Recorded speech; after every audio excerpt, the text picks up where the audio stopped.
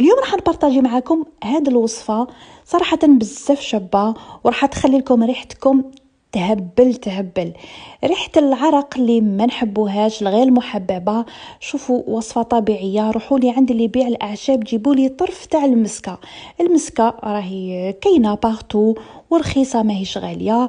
ربيوها في الرقيق. جيبوا لي ايضا الشب يكون غبره، ولا بالكم الشب راه معقم مطهر مبيض وشويه مايزينا. هذو كامل تخلطوهم باي كريمه عندكم، يعني ما يهمش الماركه. تحبوا تزيدوا قطرات من زيت الورد. زيت الورد راه مبيض، راه ريحته تهبل. وزيد يقضي لكم على الاسوداد اللي يكونوا في المناطق الحساسه تحت الباطكم، في رجليكم، في المرفقين تاع يديكم.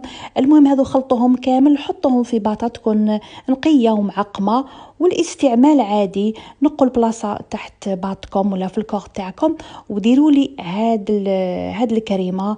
صراحه مش نقول لكم يعني توت لا جورني تقعد ريحتكم تهبل، ريحه النقا، ريحه المسك، ريحه الطيب، ولي يشم ريحتكم يقول لكم واش راكم دايرين. دونك هاد الوصفه نحبكم كامل تبارطاجيوها. سلام.